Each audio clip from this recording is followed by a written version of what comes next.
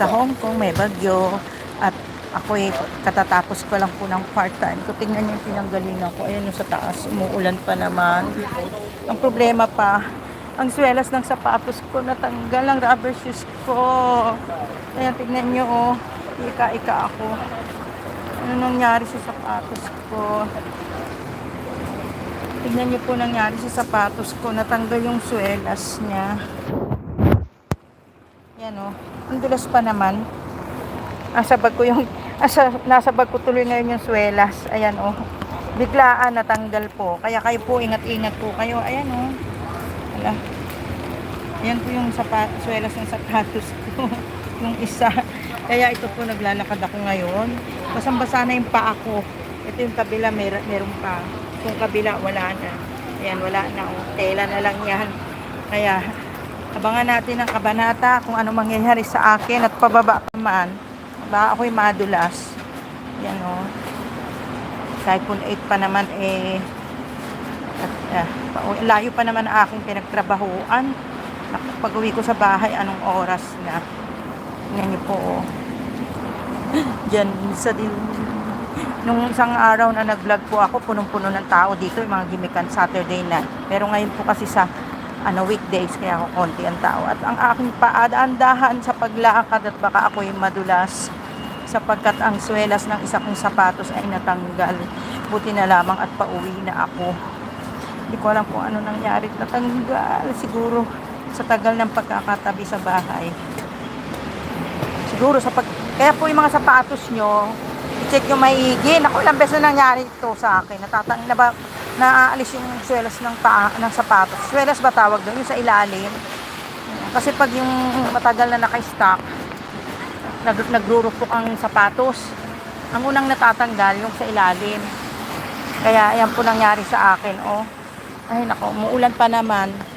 Typhoon 8 na ngayon dito eh. Oops, dalian ko na lang kahit red light. Sorry, wala namang pulis. Nag-aapura pa ako. And I need to find my MTR station. Saan ako ngayon? Ayan, basang-basa ako. Sundan ko mga tao. Ayan.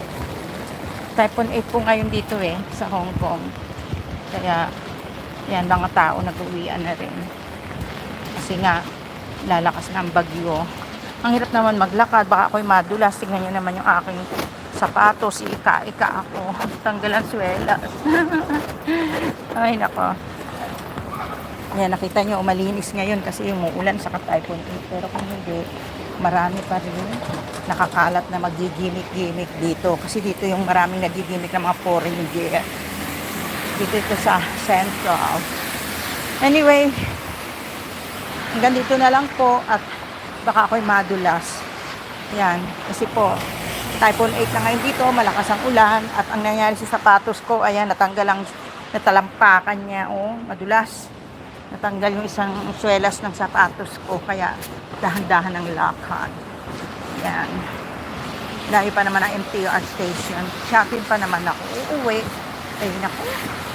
Mga 30 minutes pa. 45 minutes. Mga almost 1 hour bago ako makarating ng bahay. Almost 12 o'clock. So, yan po. Napakakindap ng aking kapaligiran at napakatahimik. Ayan, may 24 hours McDonald's. Pag gusto nyo magkape at McDonald's. Ayan o, pang ano yung recycle. Ayan, ano nila yan. Ibenta. Iniipon. Huwag sanang mapunit yung aking rubber shoes. Hindi ko nalaman bakit natanggal ang swelas niya. Ika-ika tuloy ako ngayon. Ang hirap maglakad. Ayan o. Basang-basa na siya. Wala na yung talampakan, natanggal na. Oh my God. Ay, naka. Buti na lang, pauwi na ako. Nakita nyo. Ayan po yung, ito po yung ano, oh, talampakan ng rubber shoes ko nasa bag. Ano tawag dito? Swelas. Ay, nako. Ayan po, oh. Ayan. Ay, hindi ko na yan. Ayan. Oh,